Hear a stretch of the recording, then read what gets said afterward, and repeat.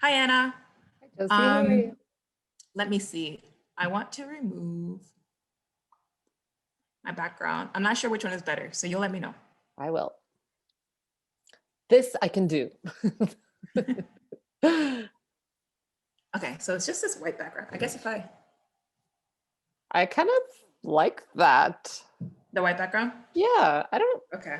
It's just like we never see that. So it kind of makes it feel like, it almost makes you feel like you're in, have you ever watched The Good Place? Yes. You're like in Janet's realm. Oh, yes. Oh my goodness. And I love Janet. She's the best. She's the best. Hilarious. Oh, man. It was one of the things. Another thing Corona took from us, because all these actors, they can't. I know, right? I know they're figuring it out, but it's like it's going to take even longer to get the good shows back out. Oh man, I've run out of good shows to watch, let me tell you. Like I'm down to like, no, I can't watch this. I can't. Okay, I will. Okay, I will. Yeah. No, I can't do it. It's terrible. Yep. Yeah. So it's been crazy. So we've been moving, right? We've moved and we actually still don't have Wi-Fi. Oh no. So I'm using like my sister's hotspot on the computer. But this entire time it's like, what is this life with no service? Like, what did we do before phones and Wi-Fi? Seriously, yeah. So is it just a delay because there's so much going on? Like, yeah. So we keep calling the service provider and they're just like, they should have come. So I think it's just, oh no, so many delays happening. Everyone's shopping, everyone. Yeah. I don't know. So well, good for you for having figured it out. We could have also invited you into fourth space, like you could have sat in there, for computer access, but didn't think of that. Didn't know. Yeah, I didn't think of it either. I mean, I was thinking, I was like, okay, well, I need to start thinking of plan B. Maybe I'll go to like my brother's place and use, do it there. Yeah. But we figured it out and it's fine. So. Okay, awesome. Well, you look great. I love your hair right now. It's bombing. Like, I love it. Yeah, I was like, I can't show up crusty. This is recorded and it's going to be online forever. And where did you move? Did you move neighborhoods or did you move like? Yeah. So we were in the West Island and now we're in Shadow Gay. So. Oh, wow. Okay. That's my sister, they bought a house here. It's in the South, I believe. Yeah. I have a friend who lives there. I've never been to her house, but she enjoys it very, very much living there. She's lived there for like 50 years or something. So anyway. Wow. Yeah. Let me, since you're already here, let me just put the Zencastr link in the chat so you can get that set up in the background. We just changed the link a little bit. Oh, so okay. It's a fresh one. I won't bore you with the story as to why, but anyway. So here it is. So if you want to like, same thing, just click on that. It should open in your browser window and just put in Josie and Sisa. I'll ask you to join. That's it. Perfect. You see me? Let's see. Yep. That's great. Cool. Health check passed. Well, wouldn't that be nice? If it worked that way, like I want to see a doctor, pass my health check. Have you had to take the, I guess, tests? That's what they're called, right? The COVID tests at any point? Yeah, no? Have you? Yeah, I've taken it twice now. Okay. Not because I suspected myself having COVID, but because I was doing different things and they were like, we want to make sure everyone is safe. And I was like, valid. Yep. So yeah, if only those COVID tests were as easy as the computer just being like, yeah, you just passed. But no, it wasn't too terrible for me because I've never had any issues with my nose. Yeah. And it goes straight down. But it's also not something I'm going to be like, man, I have nothing to do today. Let me just go take a COVID test.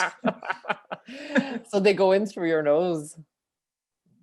I thought it was like, it's like, oh yeah. Twist. Oh yeah. 10 seconds. Oh. Exactly. That's the feeling. Like when they're doing it, I have to kind of like tap my foot and just kind of like just keep a rhythm in my head without moving too much so that I'm not thinking about it. Yeah. It's just like, so creepy. Nasty. Oh, well, anyway, I'm glad to hear that you're, at least right? Like there's definitely been a few scares on my end, like in terms of people in my life that I'm like, maybe I should, like I've never been in contact with them or whatever, but I was like a few times that I was like, oh my God, what, my throat hurts. Oh, can I smell peanut butter? Like those freak out moments, but I guess it's always nice to know that, it's okay. Better. So Josie, did Annick give you any feedback to the? No, okay. So I guess that means she's fine with it. Like Doug and I read it over, and we're like, yes, excellent. Behind the scenes, like this is always kind of what we're looking for. Is just like there's some initiative that happen, and I don't want to trivialize this as some initiative. I don't mean it that way. I just mean that at Concordia something happens, and then it's kind of like launched, and then there's work that's going on, but there's never really this moment to examine like, how did this come to be? And who's brain, you know what I mean? Like just the kind of behind the scenes, like actually getting community involved in the process that brought us to this moment. So I really loved your questions because they were just kind of like deep dive, like, why are we here today? Kind of, Yeah. So yeah. Cool. That's really cool. And what's going on with you after this? Are you taking a break? Like, I don't know what you're doing in your life these days. Like how you. Yeah, so I actually just finished at Seed. So I guess I'm unemployed, but job searching, which is a job in and of itself, but doesn't pay anything technically. Yeah. But yeah, so I'm looking for a new position. I actually literally just got off the phone with somebody who offered me a job, but the job's in Uganda, and now I have to decide if I want to move or keep searching. You cut out. Yeah, Did you so say right now I'm just searching. Uganda?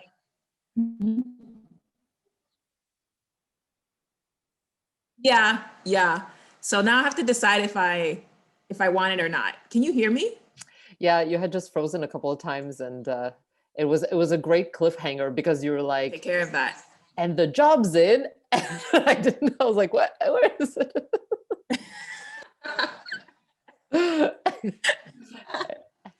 That's so funny. Oh my goodness. Yeah. So I have to decide if I want it or not.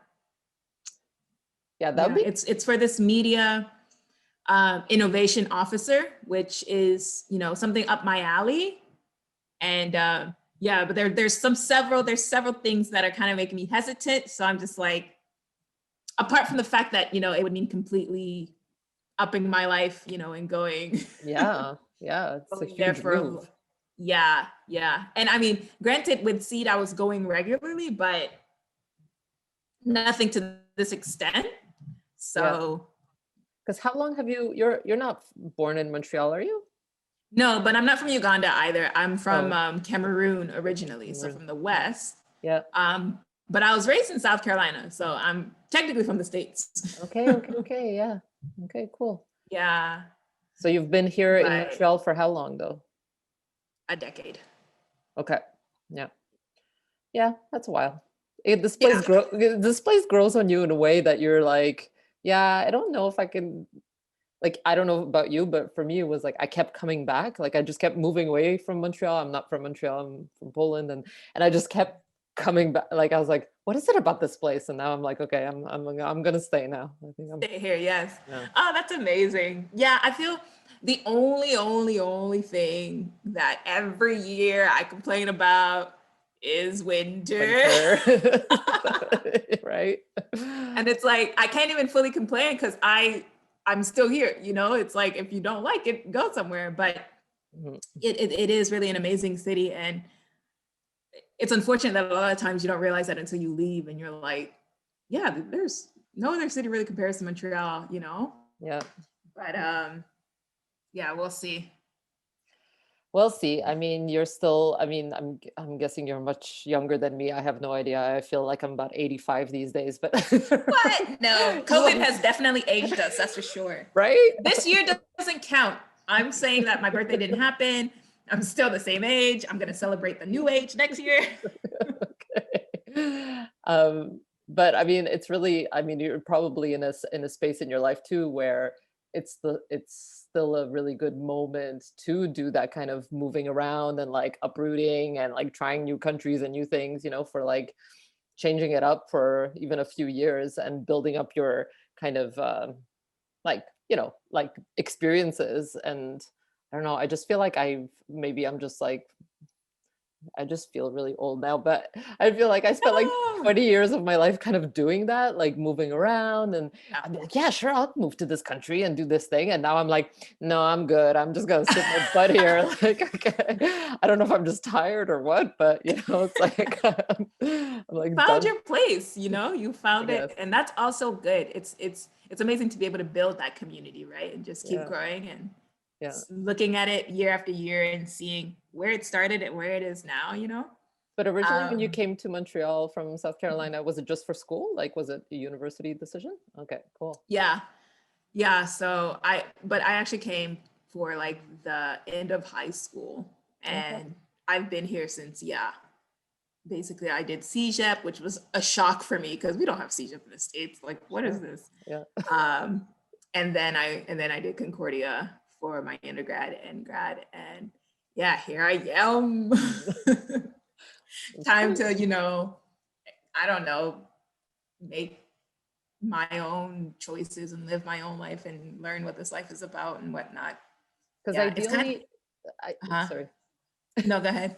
No, I was just because obviously I've been like looking at, you know, your profile just in building this event listing. I was like, so what's Josie into? Cool. Ooh, she does so many things.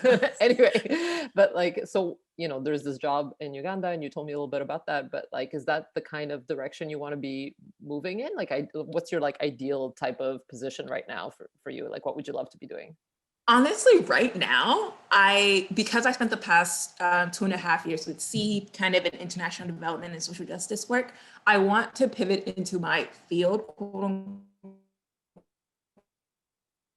unquote, which is journalism and what I'm super passionate about, storytelling. So an ideal position would be one where I'm actually doing journalistic things, whether it's being a reporter, whether it's being working in and with media in some capacity. So I know we're in an age where a lot of jobs kind of have been created and they don't even, they didn't exist even 10 years ago.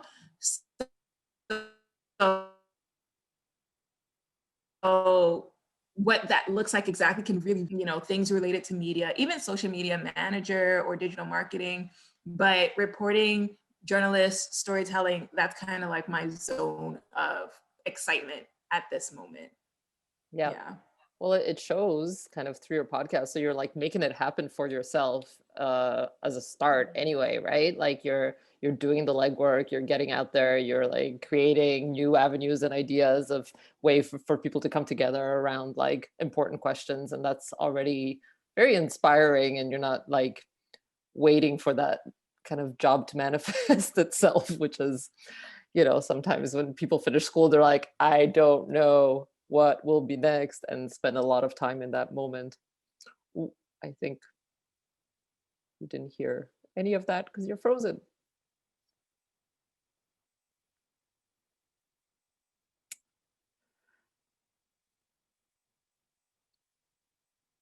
I'm gonna wait for a bit because you are very frozen here, Josie. Can you Oh, hear me? Okay. you're back. You're back. Let me see if I can go get the phone because I think it's because the connection's a little far and I don't want this to happen during the event. Yeah, yeah, yeah. Go for it. Begging you, please. Down on my knees.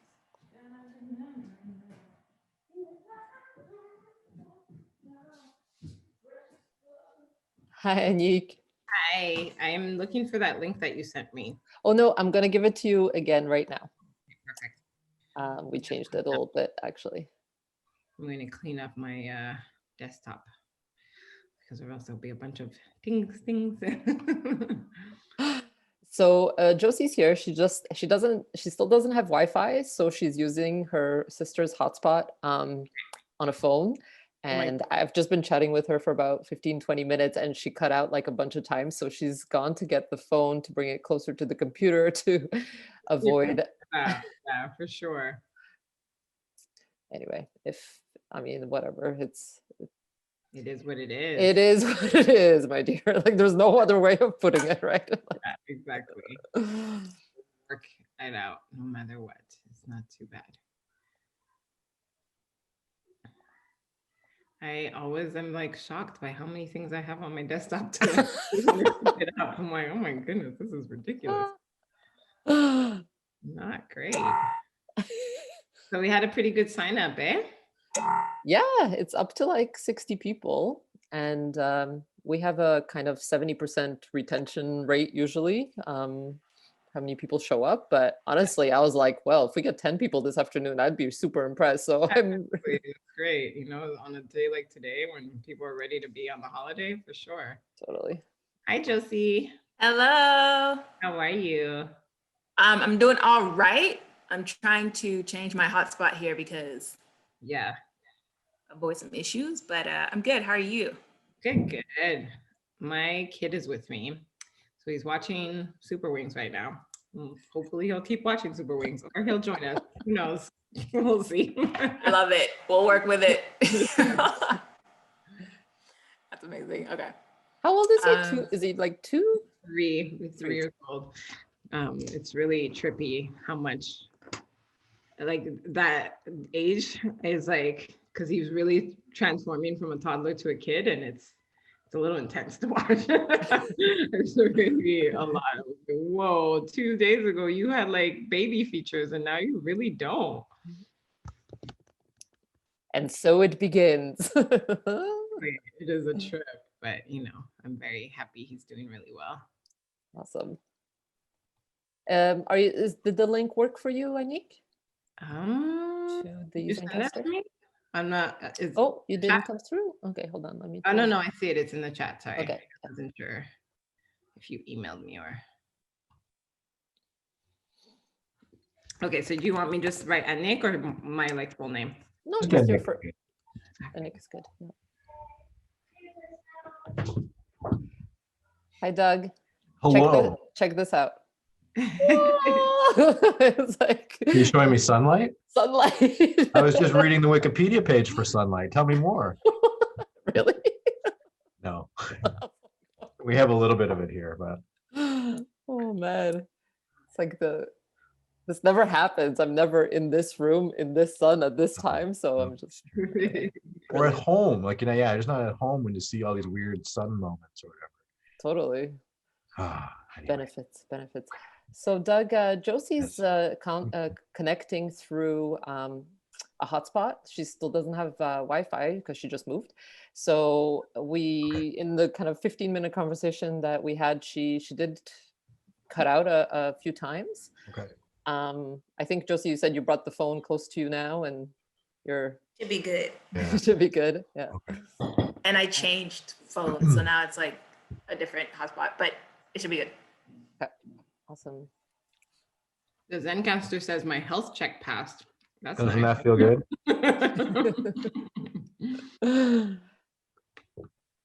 That's all ready to go. So I'm going to start this recording now, but I will edit anything away.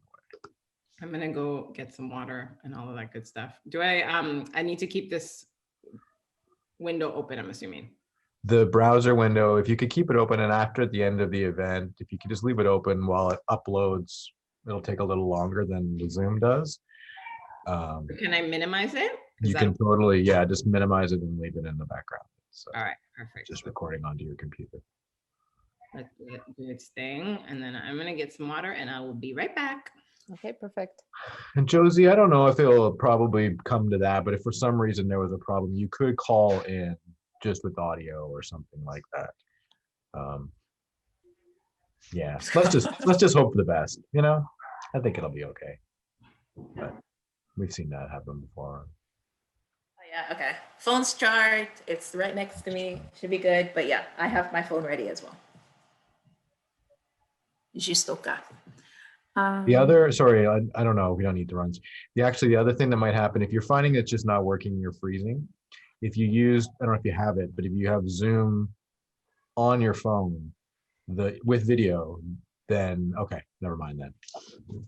I don't want to run too many technical, useless hoops. Everything is going to be fine. That's what I suggest.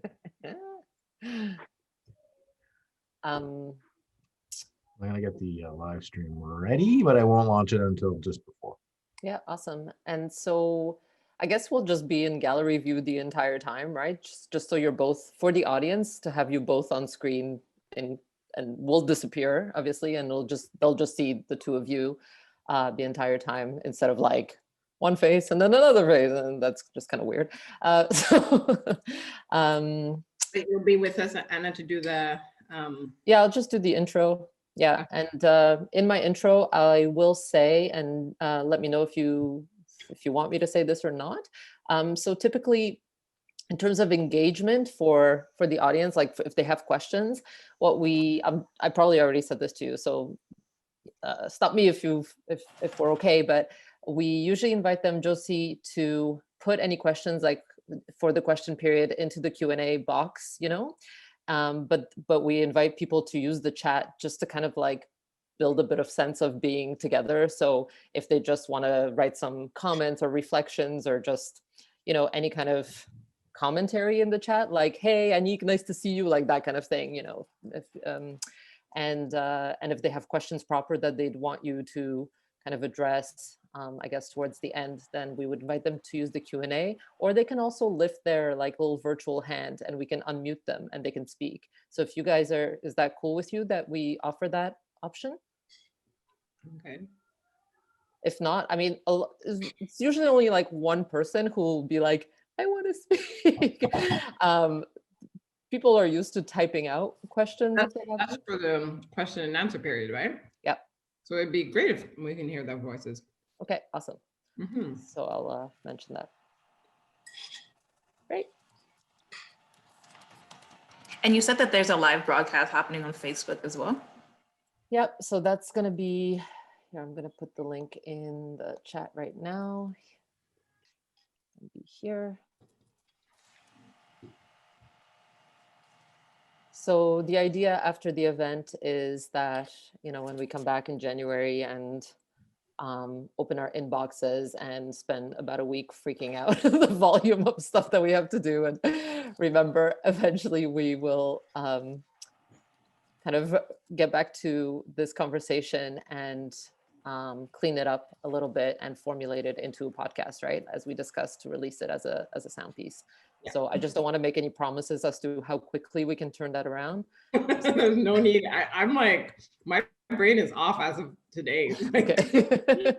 I still have 3 days of work, but it's only like, I just want, it should be a just me and my computer kind of relationship. I'm not trying to take on more. Good, perfect. I actually have a question. At the end, as part of the closing, I say this event has been recorded and live streamed. This is what I want to clarify. I also mentioned it will be available on the BPO website and the Fourth Space YouTube channel shortly. Is that accurate? Will the event in some shape or form be available, one, either on the BPO website or on the YouTube channel for the Fourth Space? Yes. Yeah, I'll do that this afternoon. After the event, I'll move it over to YouTube, and then we can share the link out to you then. But it will be on the Fourth Space YouTube page. Yeah, it'll be on Fourth Space, and then I'll be promoting it on all BPO online stuff, so social media as well as our website. Okay, Yeah. and the Facebook Live will be ready almost right away. As soon as we stop the live stream, it stays. So that's probably the most easily, well, it depends. It shares in Facebook, but the YouTube one's better for the rest of the world. And Josie, as you're saying that stuff at the end, I can put in the links in the chat for the folks who, so they know where to go. I'm excited, man. Yeah, I'm definitely nervous, but I'm also excited. I'm taking notes as we're talking. So if you ever see me like looking somehow, it's because I'm looking at my notes. That's totally cool. I have your Word doc, and also thank you, Josie. You did such a great job of outlining this. So I have that on the side to look at, and just really excited to do this. And Annick, before we get cracking, Doug and I. I didn't even realize I was repping Concordia like that. That's hilarious. That was not a product placement. I did notice that. I didn't want to say anything. That is so funny. I just literally took the first cup I saw in the kitchen. Sorry, I didn't mean to cut you off. No, I was just going to say that just this morning, Doug and I were reflecting on how good your Friday Reads recommendation was. Oh, it's great. But We're really excited to get it out there today. So, I mean, that's something else that we can maybe tell people about or whatever. At the end, I could put a link or something to our Yeah. Instagram. Oh, I prepared that for Instagram for later today. Perfect. It was great. Nice to have the tag, like to be able to link to the bookstores also was kind of an extra fun part of it. yeah, I mean, they're great bookstores. So So after I just say the blah, blah, blah, welcome, Josie, I'll just pass it over to you to say welcome, and you all can introduce yourselves. Yep, cool. Okay. Great. Well, the count up clock is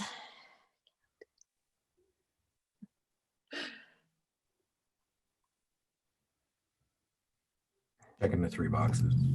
checking the 3 boxes. Now that we've got to call that thing, I can actually remember it. The 3 boxes Doug is referring to is to making sure that the people who sign on have access to everything, so they can see, like they can chat. There's no restrictions on the chat. They can see anything that goes into the Q&A, because there's all these things you can control behind the scenes of like only the panelists seeing the questions and only and all that stuff. So we're doing it usually. Yeah, transparency, full steam ahead. Yeah, try with this semi-paranoid platform to make it work.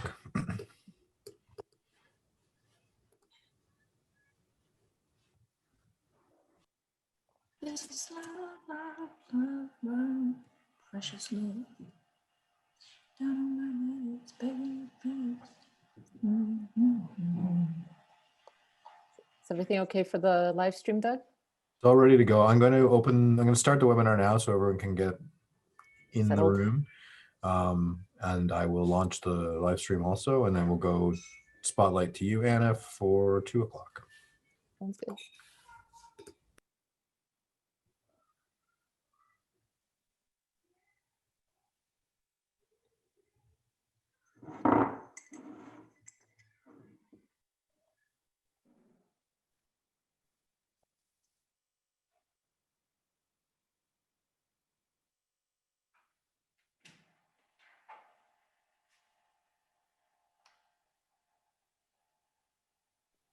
All right. Good afternoon, everybody. Bonjour et bienvenue à toutes et à tous. Thank you for joining us for the first in a series of conversations developed in partnership with the Black Perspectives Office.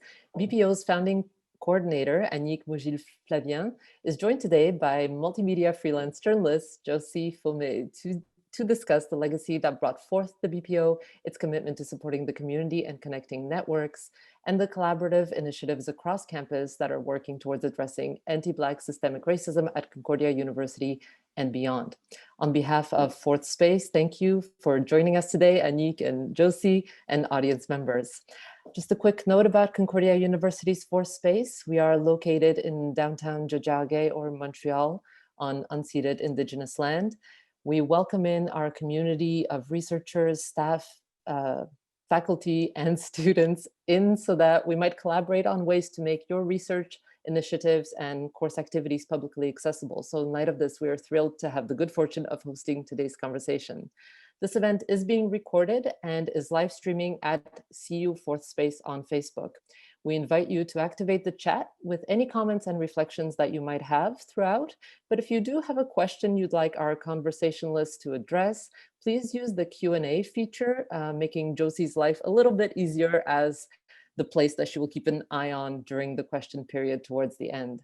So without further delay, I'd like to welcome Annick. Josie, over to you. Thank you so much, Anna. Thank you everyone for coming. Welcome. Thank you for joining us via Zoom and everyone joining us via Facebook. I'd also like to take this time to just thank Concordia University as well as the Fourth Space for facilitating this conversation. My name is Josie Fomé and I am a Concordia University alum. My background is in communications and journalism. And I'm currently the host of this new podcast called Filling the Void with Josie, a podcast for recent grads navigating life post-university. But enough about me. Let's dive into Madame Annick. Hi, Annick, welcome. Hi, it is such a pleasure to be here with you all. So exciting. And I'm just so happy to be in conversation with you, Josie. Your work is really inspiring and just another great Concordia alumni. I'm so happy. Yes, thank you so much. Speaking of being a Concordia alumni, you're a 3-time graduate of Concordia. So let the people know, what did you study? Oh my goodness. What keeps you coming back? You know, it's funny. Clearly, I keep on coming back, and it's not going to be the last one. So I actually started.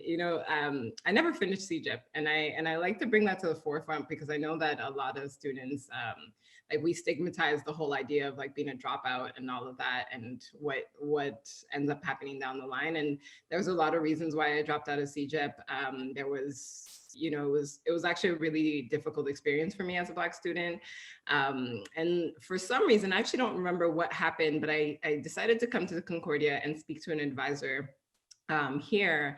And I told her what was happening at school and how I was having a hard time. And she actually suggested that I come back as a mature student when I was 21 and, take some time, heal from all of the experiences that I had and come back as an independent student, and that I can, bring up my GPA that way and get into the program I was interested in. So I actually started as an independent student, then went into the bachelor's in exercise science, which was such a great experience. And then after working in the field for a little while, felt the need to come back to university with more of an activist mindset. I was doing a lot of community work in exercise science, and I felt like there was more for me to unpack, and came and did a graduate diploma in communications, and then ended up doing my master's in media studies. So yeah, I've been here a while, and I'll probably be here for the PhD as well. That's amazing. I'm here for it. It's so interesting to see how the people that touch us, right? There are these people that come and touch our lives and completely transform it. And sometimes, it's not so great. And sometimes it's actually super positive and life affirming and life transforming. And it seems as if that's what happened for you with this Concordia advisor. What would you say, how has what you studied led you to kind of like what you're doing today?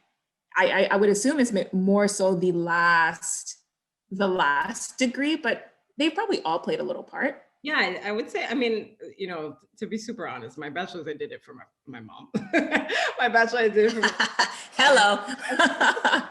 A bachelor's in science. I come from a Haitian family, and there is yes, completely understand. You got to have the professional view, and I'm really grateful for that because it did open up a lot of doors for me. And if things don't work out in this avenue, who knows? I'll be going back to exercise science for sure.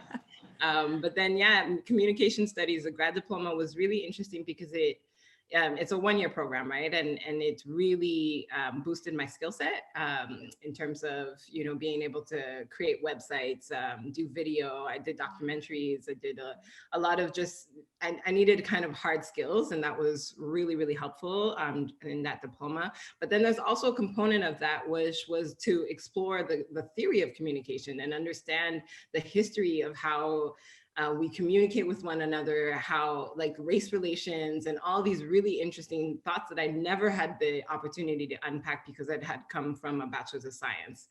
And that really, I was like, okay, well, wait a second. Like, this is like all these thoughts and feelings that I was having in my youth. And it just gave vocabulary to a lot of my internal turmoil, essentially. Yes. I was really able to expand on that, obviously, in my master's, and really understand what it would be like my master's was really around creating critical dialogue for youth in terms of race. And I needed that as a youth for sure. And I was really able to unpack that in that master's. So it is really the foundation of what I've been able to do further in my career, and really trying to bridge university knowledge with community knowledge, and think through how we're in a lot of ways, we're doing the same things, but we have different vocabulary for that. And how do we find commonalities and push forward to the same direction? Right. And so now you're the founder of the Black Perspectives Office here at Concordia University. Annick, what is this? What is the BPO? So yeah, oh my goodness. I guess I have to rewind to talk about how the step before the Black Perspectives Office, which was the Black Perspectives Initiative. Right. That is crazy because really at the end of the day, that was just a short year ago. But obviously, when we think of it in terms of that timeline, it seems really short. But in terms of the legacy, we're talking over 60 years of work that has led to this moment. Right. But so before the Black Perspectives Initiative, I was on an equity project called Critical Feminist Activism and Research. And we were really trying to get a sense of what were the EDI, anti-racist, feminist grassroots initiatives that were happening on campus, and how do we create opportunities for them to get in relationship with faculty and administration so that these ideas come into the actual structure of the university. And through that process, it was a 3-year research project, we had a lot of proposals that we brought to the Faculty of Arts and Science, and as well as other administrators.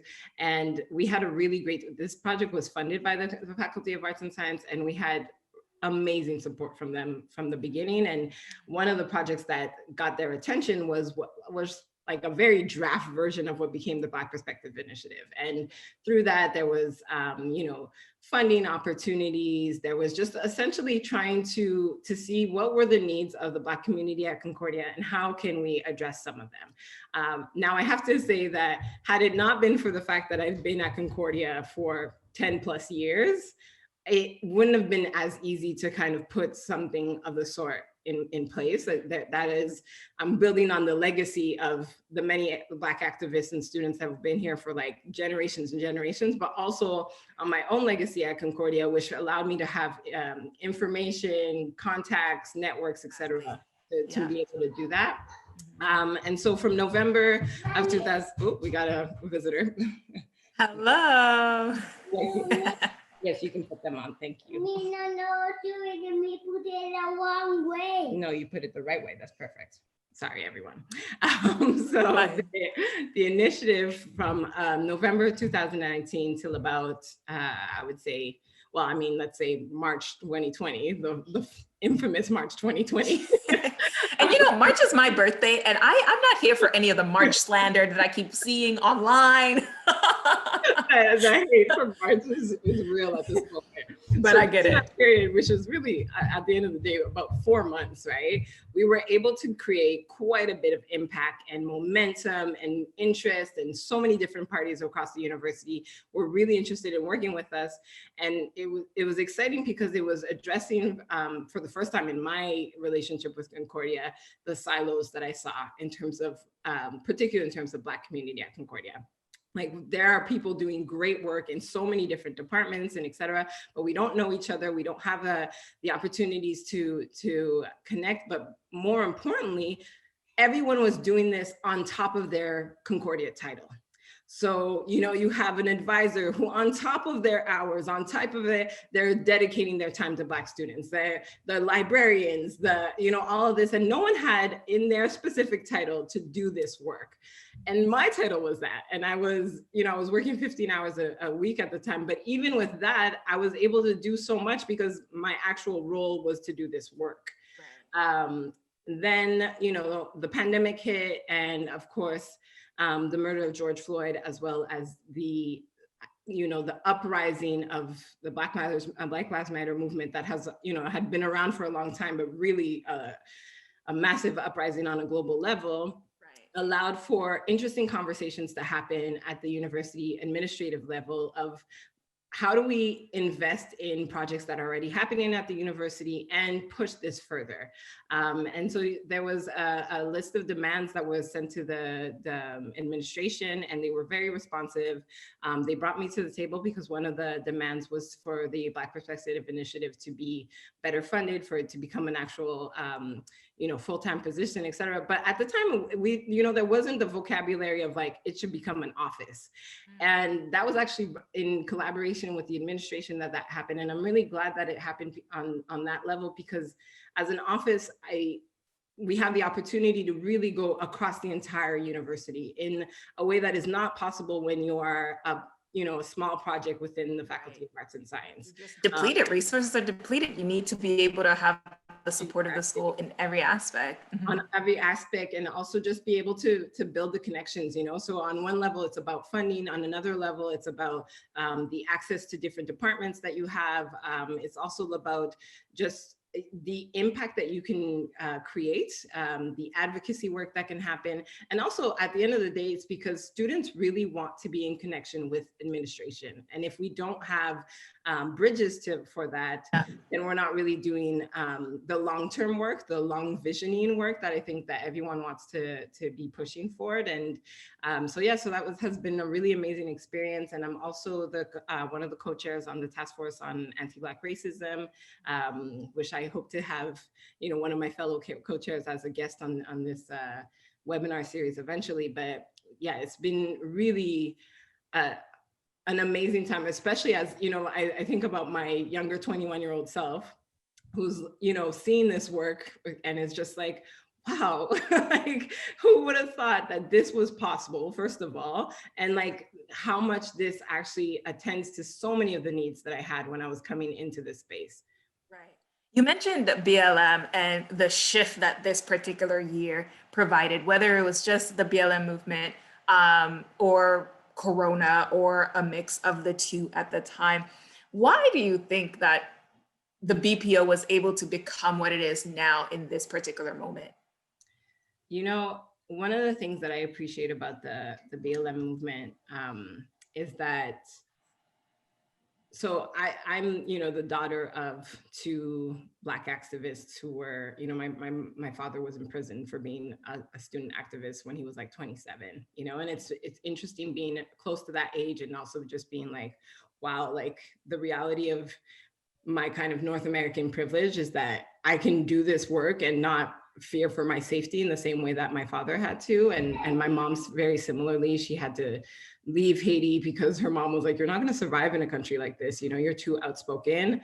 And especially in the political regime that they were living in. And I think that one of the things that my parents didn't have to deal with, which we've been dealing with for the last few generations, has been that, you know, they didn't have to like convince people that racism exists. It's like, it's a problem. We're gonna deal with it. And yes, and the fight was very different, and the struggle was probably more, I mean, the violence was very apparent and in your face, right? And so I never want us to go back to that type of violence, but I am frustrated that over the years, there has been this dilution of what racism actually is, and that we weren't able to actually be like, this is violent, this is not okay, you can't just kill people and the whole spectrum of it, right? Whether that be microaggressions or systemic racism or overt violence and all of these things, they're all part of the same problem.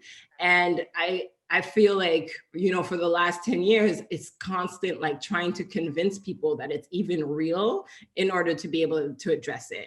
And so I really appreciate that about the Black Lives Matter movement, because this is the first time in like 10 years that I don't have to do so much of that prep work of just laying the land of, oh, there's racism, before I can get to the point of actually addressing it, before I can get to the point of looking what an anti-discriminatory and anti-racist framework would look like. And it's so important because not only is it important for the activist work and all of that, but also because we need to acknowledge the experiences of this generation, of the generations to come. And it's been so insidious that it took me 20 plus years to even realize what I was experiencing, to realize why I felt so disconnected to the person that I am, why schooling was difficult, and all of these different aspects that affect our mental health, our physical well-being, and all of this. And it is really reaffirming. I see it in our youth. I see it, you know, I have baby cousins that are in their teens, and I really see them grappling with this and being like, wow, this is what I'm experiencing. Thank you for at least acknowledging it. Now let's tackle it. Let's do the work, right? It makes me think of Toni Morrison, and you know, she is just a pride possession in our community. And she has this quote, which I just kind of like sum up to her, saying that racism is a distraction, because that's not the issue. Everything underlying it is what we need to like be discussing and working on, but we need to still, like the fact that we need to still say that this is real to some people is what's hindering us from being able to get to the actual issues. And work like what you're doing with the BPO, it's going to be a game changer for activists, specifically even student activists on campus, and what they will go on to do post-university, right, in the world as a result of engaging with you and engaging with a space like this, right? As we're seeing in you and how you're using this to just kind of continue to change your life and the lives of those close to you. It makes me think, what are the similarities or differences maybe does the BPO have with, say, a Black Studies program? Yeah, thank you for that question. I think about that a lot. What I strive to do with the BPO, and I say this knowing that the BPO is living and moving, right? The needs of the community will change, and that I will always adjust to that, you know, and I hope that that's the long legacy of this office, is that that we are staying aware of what the community needs. But at this particular moment, the most flagrant need is a form of emergency care, right? So our students, our faculty, our staff need spaces to connect with one another. They need mentorship, they need funding, they need resources, and all of that. The theoretical, like the Black Studies aspect, is important and is something that we are I feel is something that needs to be pushed for on all, you know, in all universities. But the emergency care is what I think I don't see in a lot of different spaces, right?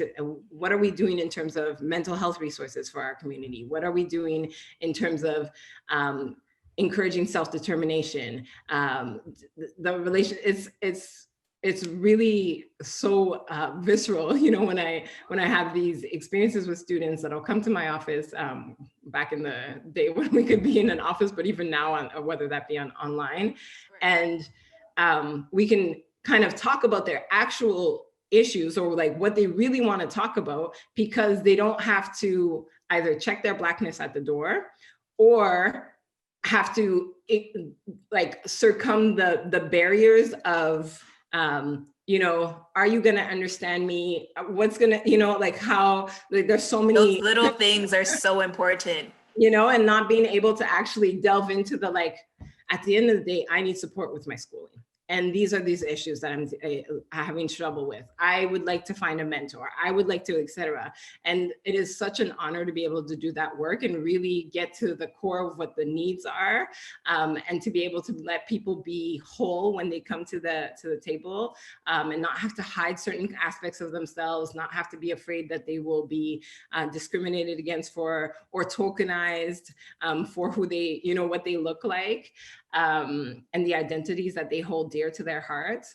And so that's really what the BPO does, as opposed to necessarily the studies component, which is, so that's the emergency care. And then there's the task force on anti-Black racism, which is so exciting because the task force gets to look at the long game of what do we want to see uprooted from the institution, our institution, Concordia, but also the Canadian, you know, university in general, right? You know, what does that look like in terms of campus security? What does that look like in terms of curriculum? What does that look like in terms of faculty development? And really like understanding the inner workings of like, of how a university works and how it excludes us in many, many, many different ways. And that's the long game vision. And part of that is also looking at what a Black Studies program would look like, what Black Studies, Black knowledge across all departments would look like. And that's very exciting work that I get to participate in while being, you know, a bit of our frontline worker in terms of BPO and trying to make sure that, you know, I do come from exercise science, and you were asking me, how does that come into my work? And it's really that, you know, I wanted to be an athletic therapist. I want to be on the field. I want to be the person that responds. But when I see someone hurt, it is really important for me to respond to that. And I get to do that with the BPO. Right. I mean, when I hear stuff like this, it just excites me, right? Because it's lacking. It is very evidently lacking. And if you speak to the majority of Black students and other students of colors, they will tell you similar stories, right? And I can imagine you touched a bit on what the process was like to bring the BPO to life, but just in case there's anybody out there listening who would be interested in bringing this into their own spaces and their universities, and this is something that we want to see go even beyond Concordia, can you talk on any particular challenges that you want to share to help someone learn from your experience of bringing this space to life?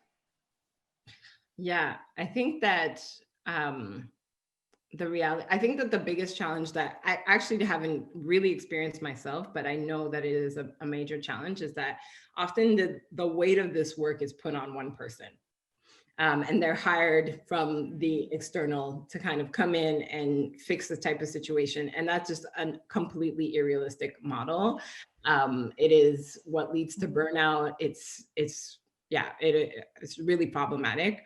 And in my case, because of my legacy here, but also I'm a local head. I was born and raised here. I ain't going nowhere. I'm just a local head. And so I was, you know, destined to kind of be on this type of path. And I say that the challenge is really to know the institution that you're working with, to build that network before the work even happens, because the work is not possible and it won't really have a spread if there aren't people supporting it in different areas of the university. And that is so true. Yeah. And it's, you know, it's if I were to not have this job tomorrow, the BPO will still continue to exist, right? And it's not because of because I did all this like amazing work, but it's because these conversations are now at the table and you can't take them away from the table, right? And when you bring all these people to the party and are actually engaging with them in meaningful ways and acknowledging work that's already been done, then it's in the same way that it's, you know, divide and conquer. Well, when you unify, when you get people together, that's really how you thrive. And I think that for anyone who's wanting to do this type of work in any institution, or, you know, whether it's a university or not, not only do I think it's important to get a sense of the network and et cetera, but also to make that known to whoever the employer is. I can't do my work unless you present me to the people who are already doing versions of this work in your field. And and they need to foster and nurture that, right? So if the BPO had came up without there also being a Black caucus and the task force on anti-Black racism and all of the many other initiatives that are happening across campus, it would not be sustainable and it wouldn't even make sense. And so that's why it had to kind of all happen at the same time. And that's what I really hope for people anywhere in who's doing this type of work, is that it doesn't end up being the weight on one person. I like to think of myself as a, oh my goodness, I don't know how to say this in English, a peon in the chess, the chess. Yes, game. a chess piece. Yeah, the smallest one, you know, the one that's in front. Oh, I don't know that one. Anyway, the pawn. Thank you. Thank you, Maggie. I want to think of myself as a pawn. I am as disposable as possible. And if I don't think that way, then I'm not actually putting structures in place that are going to last. And I think that often the way that institutions like to put this work is that they kind of give you this feeling of like, you will be the king, you will be the queen. But as soon as, you know, then there's no game once that person is gone. And I want to be very disposable so that there is long lasting impact. Yes, I love that. Keeping the door open, you do the work hard and you prepare whoever's going to come after you to continue. You pass on that torch.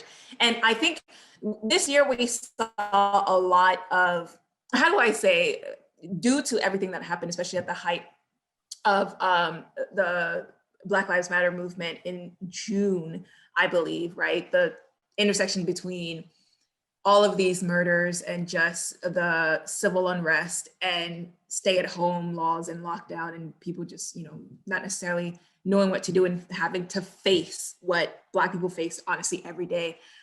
We saw a lot of people being like, trying to speak up and be like, you know, okay, well, what can I do? What does that look like? I'm here, I'm listening. I shared my Black square. That means that, you know, I'm serious now. We saw a lot of organizations and initiatives put out messages saying that, you know, saying whatever they had to say that they support. And now it's kind of like trickling down, right? And the question is, what, based off of what you're saying, it's like what we need is for organizations that are not looking for diversity to be a box that they check off, but rather something that is ingrained in that community and in that culture.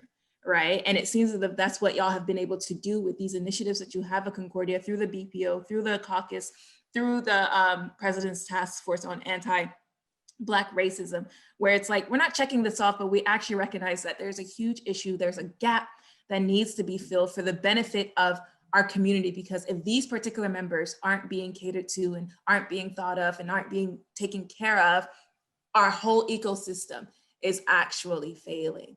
And so that's so beautiful to see. And I love how, you know, one of your hopes and goals for this space is for students to find kind of like a place of repose, a place where they can kind of come and alleviate their stress, but also find what they need to keep going on their journey, right? And find the answers that they've been looking for so long. How can students in this particular time engage with this space? I know you mentioned that everything's virtual now. So what does that look like for students?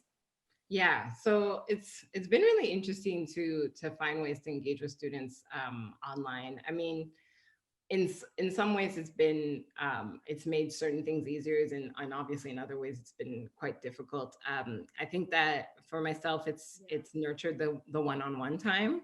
I think that, you know, especially at the time my office was at Loyola, and I wouldn't necessarily get as many drop-ins as I get to do in a day now, and have that one-on-one relationship with students. But it's also been about being innovative and finding ways to build a structure now. I think that that's what a lot of people are doing, is taking this time to be like, okay, well, let's build a structure now so that when we actually are getting to be in person again, we'll have all these things put in place. So for example, we're starting a Black Student Council. You know, I want to have Yes, I saw that. Yeah, a BPO ambassador program. We have our, we want to do peer trainings in terms of active listening and all of these different ways to kind of prepare the ground. And it's been really exciting because students have a lot of energy and want to engage and are coming in with their ideas. It's really, I feel more connected in some ways because of the fact that we have easier access to one another, and I'm really excited to see how that's going to translate when we go back into real life interaction. And I guess that the other piece that I feel like is important when we're talking about Black students on the online sphere is that in a lot of ways, I think that Black youth have often kind of went to either online or long distance relationship because, we're like a fractured community, right? Not in the sense that intentional, in the sense of like, we're many diasporas around the world. I honestly don't know that many Black people who don't have WhatsApp and are talking to somebody on some other country in the world. And so in a lot of And so in a lot of ways, I feel like there's been a sense of community that's building from that as well, because it's something that is almost natural to the Black community. I think about, I do a lot of research around how Black communities communicate with one another. And there was one of my first iterations of my master's, I was thinking about the cassette tapes. So my mom used to get these cassette tapes from Haiti. And they would be like the most nonsensical, just like, an auntie on a porch. Mommy? Yes, sweetie. Number food. Okay, sounds good. So you'd listen to the tape, and I remember it so clearly because you'd hear the rooster in the background, right? You hear the rooster in the background, and it's my aunt telling my mom about the dress that the neighbor got, and it was so important to put that message on a cassette tape and send it all the way to Montreal for her to listen to. And so there is this legacy of connecting through distance that I think is particular to the Black community, or racialized communities and communities that are pulled away from each other in many different ways. And I feel like that's kind of been a benefit to us in this particular time of how we stay connected and find ways to build together even through distance. Yeah, and that's amazing. And speaking of just staying connected, right, by any means necessary, we've discussed how this has gone from like an initiative to now an office, but with a podcast series, right? And so now people can get to know what's happening in the BPO, but also what's happening on Concordia. What's happening on Concordia about Black perspectives through this new podcast series that you're kind of initiating. Why do you think this podcast is so important or even necessary?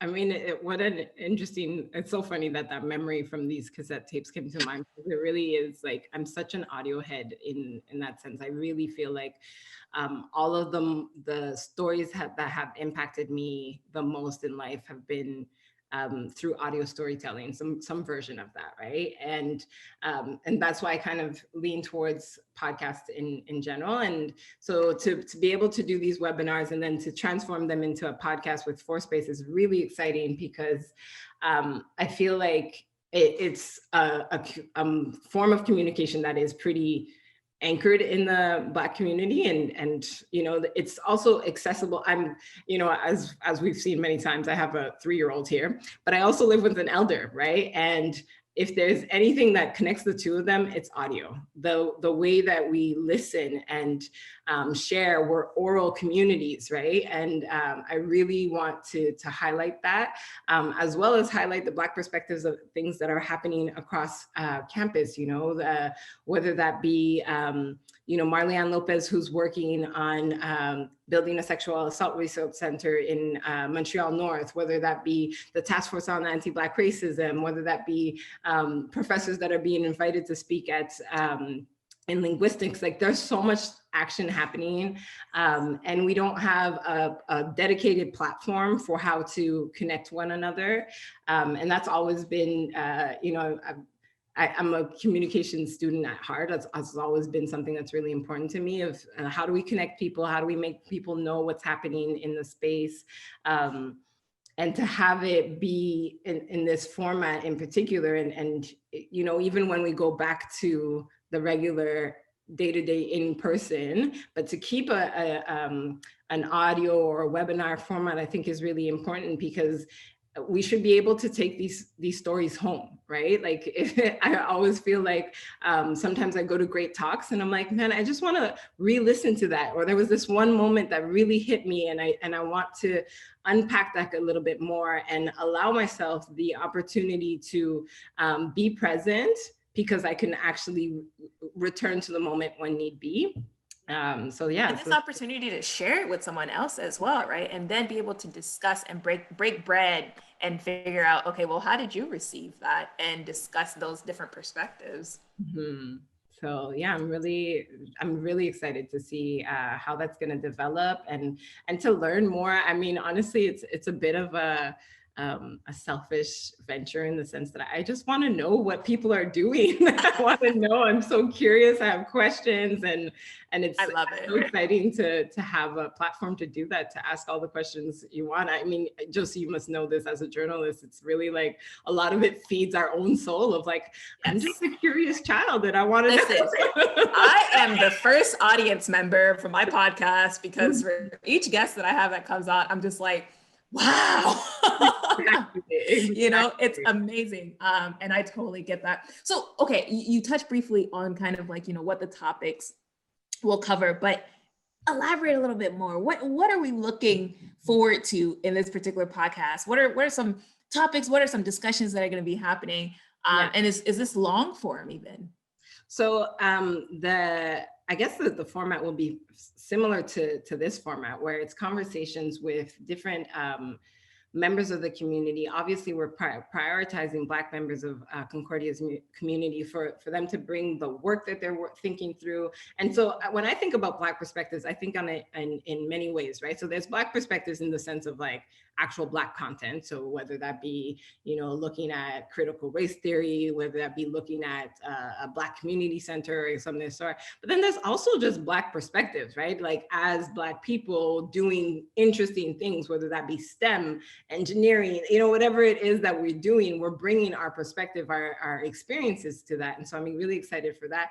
And then there's another component of how do we engage with parts of the university that we don't have access to at the moment, right? So whether that be, you know, for example, I had a conversation with sustainability and zero waste recently, and there is a lack of racialized communities in that area of the university. And we need to kind of unpack why and find ways to get ourselves in there, find ways to collaborate and build meaningful relationships. And so I'm so excited to see what that'll look like when we also bring in people who are practicing their allyship. And I say practicing allyship because I do not believe ally is an identity. It is a practice. It is something that is long-term and is something that is living and moving. And so I'm really excited to see, you know, that for the members of the community who want to practice allyship for the Black community, how can we bring them into the conversation and see what are some of the challenges? Why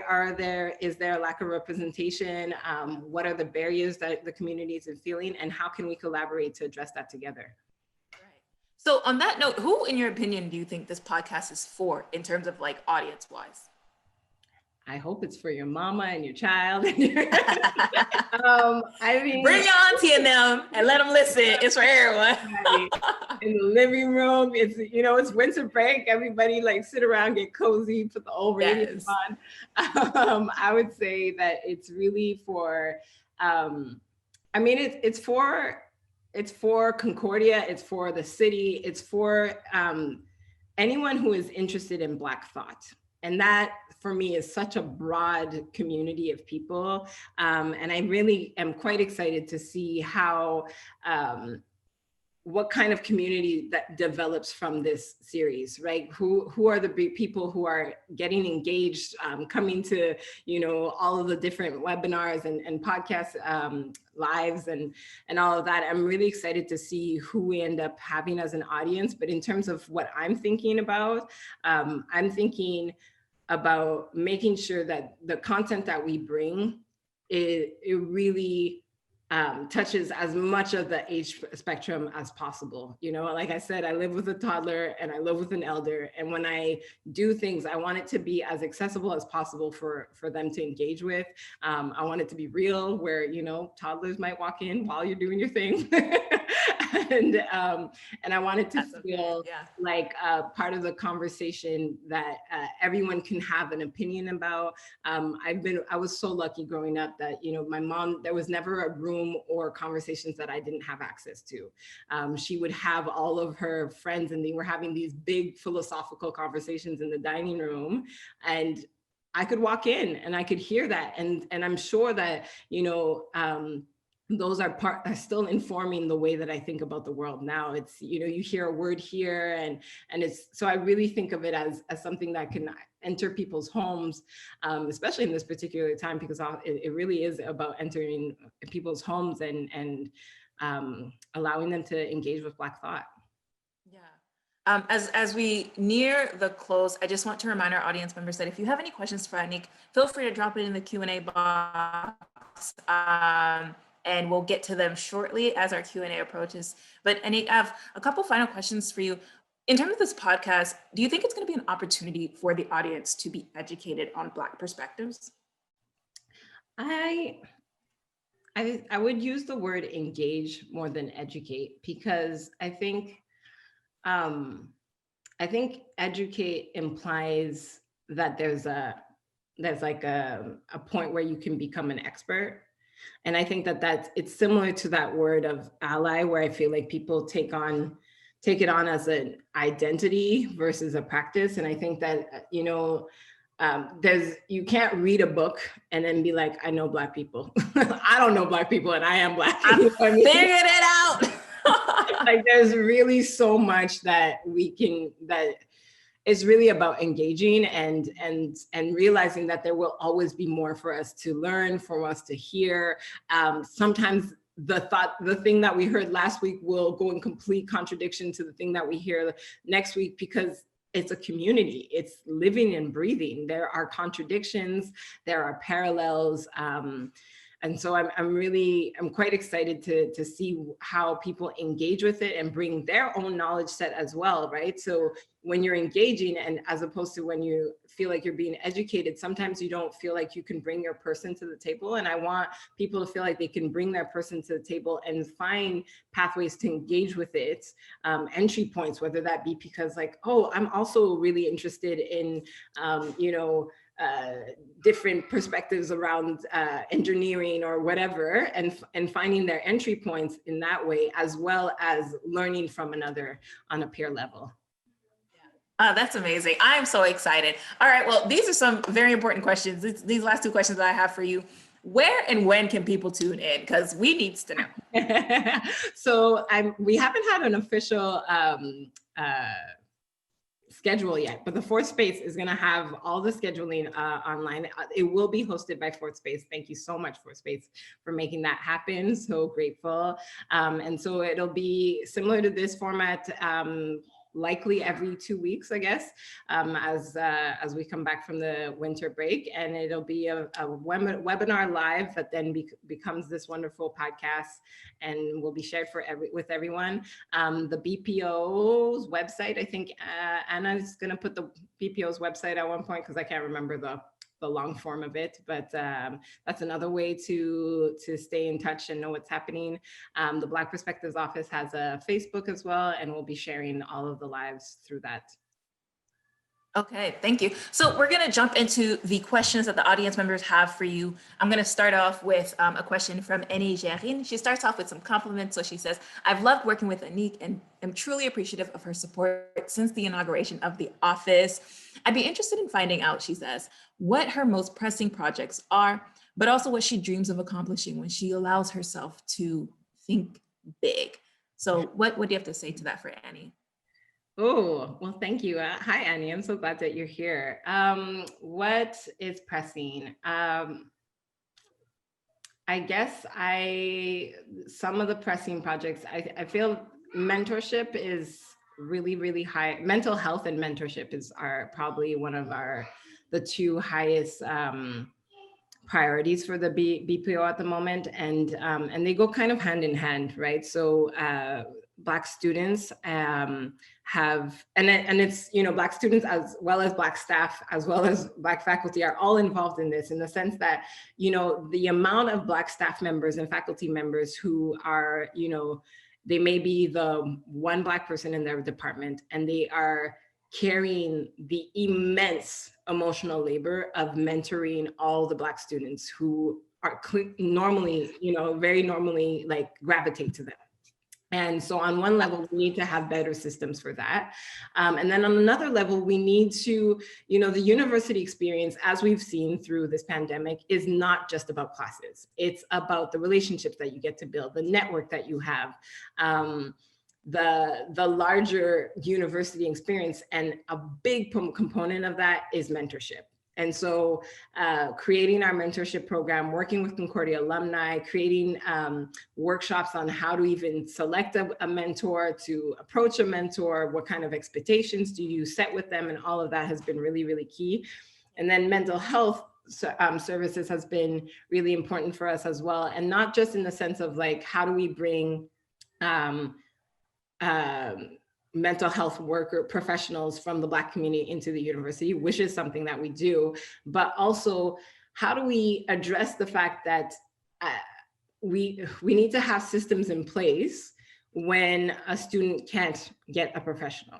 So what does peer support look like? How do they get triaged in the university? Like, who are they getting the right information of who to go to? Do they know how many sessions are available to them? All of that. And so that's why we're creating a website that's very much dedicated to that.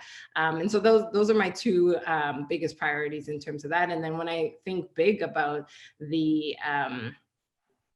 future of the BPO, I feel like, when I was younger, I used to dream about going to an HBCU. Like yes. Anyone in particular, or just any? No, it was just, I would see it and I was like, and it wasn't because of the education in particular. It was just about creating a space in which I could be myself and I could meet people from my community. I could collaborate with them. I can innovate with them. And so I think that long-term vision, I see the BPO being a theoretical as well as a physical manifestation of that dream. I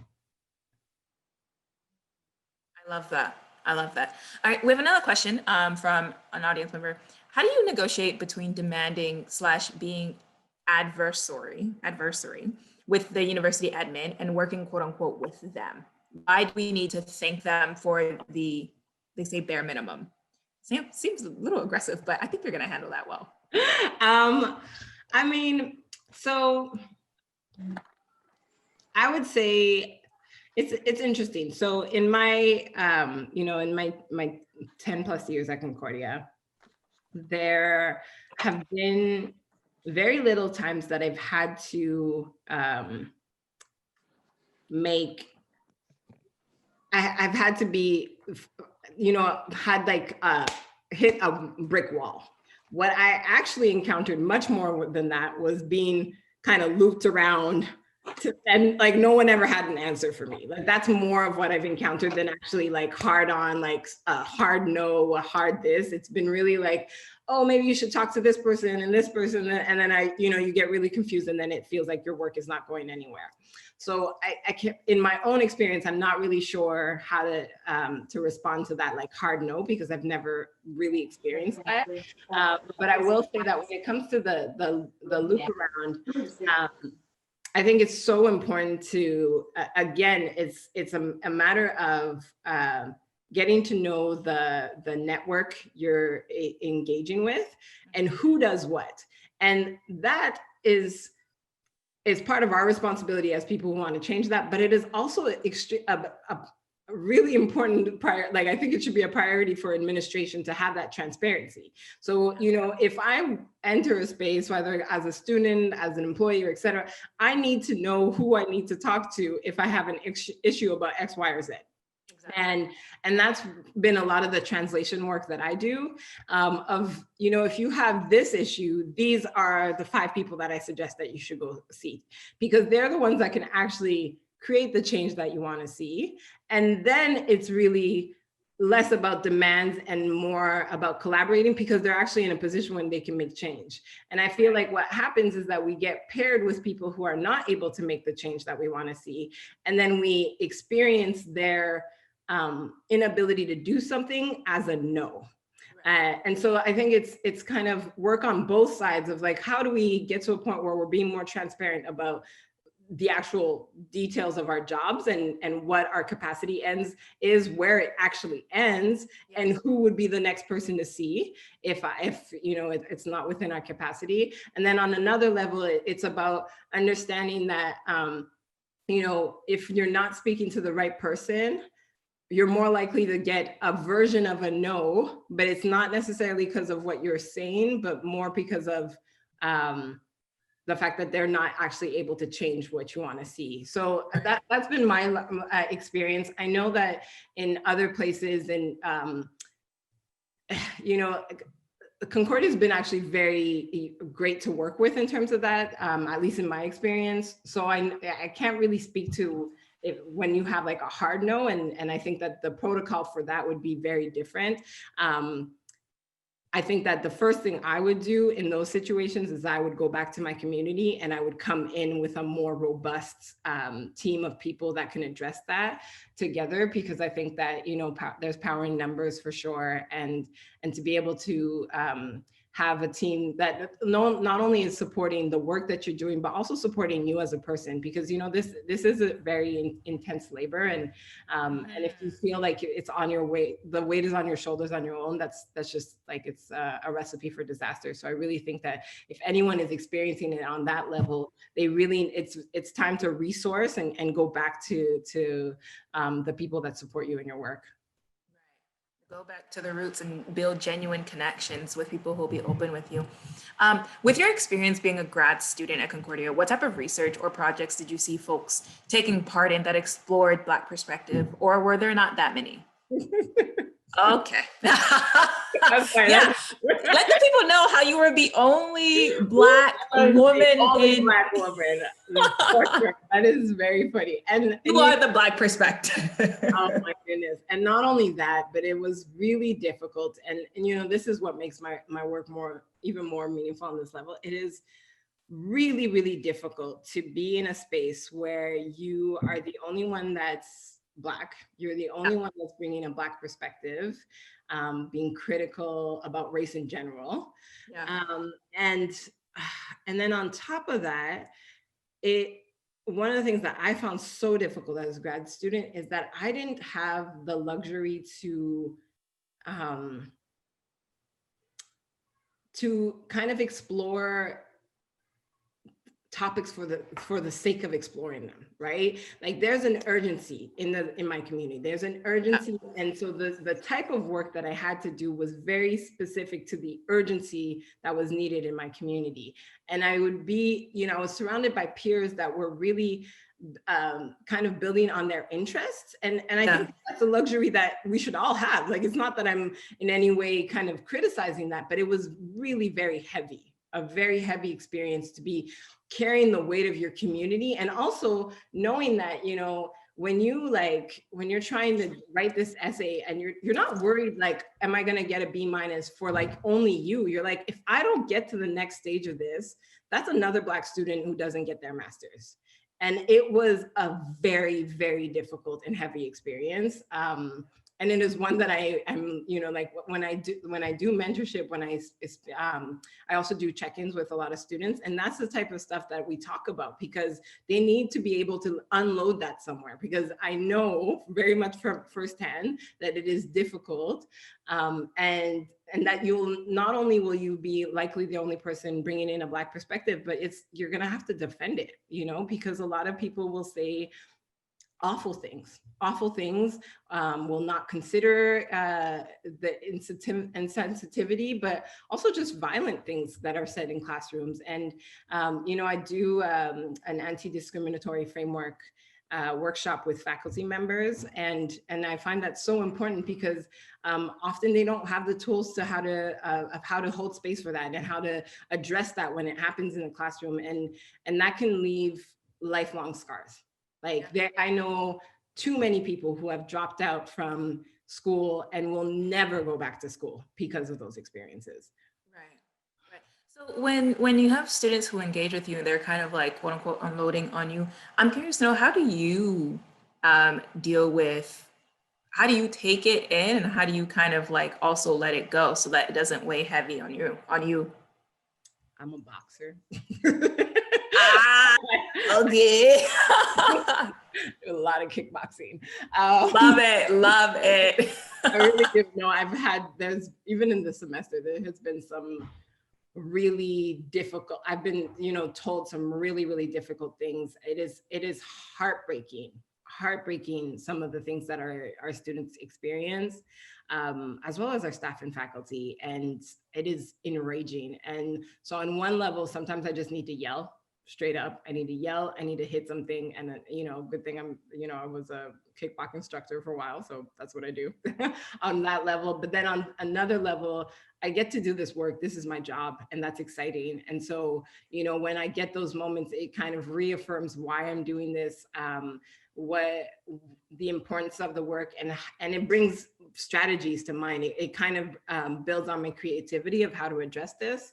But before any of that, I just need to release it. And sometimes that comes out in punching bag. I hear that. Yes, somebody commented and they said that you talking about these workshops, they're commenting and saying how they should be mandatory for all faculty because their experiences have not been pleasant across all departments. So that's really the hope that, you know, what starts small can kind of grow. And it's unfortunate that, you know, a lot of these things, they take time, because it's like, we needed this yesterday, yeah. Right? But I'm so thankful for you and for this initiative. I see that David Maudlin had his hand raised. So David, if you can unmute and feel free to ask your question when you're ready. Oops, yeah. Hi. Can you hear me? Yes, Yeah, yes, we can. Yeah, your daughter's, yeah, thank you. I was just wondering, the history of Concordia and the riot, the 9th floor, and so on. Is that going to be kind of addressed in any way in your work? Yes, it definitely informs all of my work. It is, you know, when I say we're building on a legacy, that's you know, the beginning of that legacy. And, you know, whether that be the founding institutions of Concordia, which are, you know, that's the Sir George Williams, and it's also a big component of the task force on anti-Black racism. Sorry, my son. So it's also a big component of the work that's being done on the task force on anti-Black racism. There's actually a subcommittee specifically for looking at Concordia's history with Black communities over the generations. And so, yes, it is being addressed, and it is, at least for myself in terms of the BPO, it informs my work in the sense that I think I always think through, you know, what were the demands and needs that they were bringing forth, which were very simple at the end of the day, right? They were very simple needs that weren't being addressed. And so what is that? That's an example Mommy? Of what happens. Mommy? Can you give me 1 second, please? I know what to do. Okay. And so that's an example of how things can escalate when we don't address the simple needs of our community. Exactly. Thank you everyone for your questions. Thank you, David, for that question. That was a great question. And thank you, Annick, for just taking this time to present yourself, present the BPO, and present this new podcast series.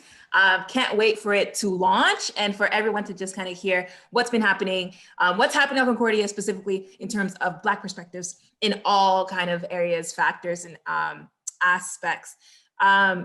For everyone who attended, everyone watching via Facebook Live, feel free to follow the BPO Black Perspective podcast on their website. Anna, our wonderful behind the scenes, Anna and Doug, who are working for the Concordia University Fourth Space, working behind the scenes. They're dropping links down below. They're making sure that you can stay connected with us. And if you would like to stay connected with me, Josie, through my podcast, Filling the Void with Josie.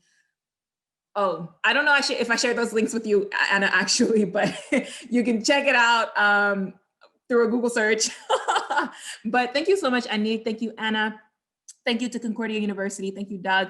And facilitating this conversation, for allowing it to happen today, and I'm looking forward to seeing how this podcast just continues to grow. This event has been live streamed and recorded, and it will be available on the BPO website as well as Fourth Space YouTube channel. So go and subscribe and follow for all new content that they're going to be dropping shortly. Thank you so much. Anna should have dropped the link in the chat by now. So click away. Y'all have a great holiday. Thank you for joining us today, and I hope you enjoyed the conversation. More to come. Thank y'all. Thank you, Josie, so much. It has been so wonderful to speak with you, and you're such an amazing, you're such a great person to chat with. And it's really, I don't allow myself to be in the hot seat that often, and you're in the hot seat with someone like you is just really great. So thank you. Definitely go check out Josie's podcast. I've been tuning in, and it is so great. I think Doug will add the link to Josie's podcast now in the chat. And as we say goodbye, I want to take a moment to thank Annick, Josie, for your important insights, really generous and engaged conversation. We were here behind the scenes going like, yes, loving it. So more of that to come. And generally just thank you for your time and energy that you shared with us today. Audience members as well, we really appreciate you joining us here at what has been really the last live event of 2020 for us at Fourth Space. And we're just so thrilled that this was it, and that you allowed us to bring you together in this way to get this podcast series rolling. So yes, all the links are in the chat. We wish you a very nice, relaxing, restorative, and unplugged holiday. And we look forward to seeing you in 2021. Thanks, everybody. Bye. Bye.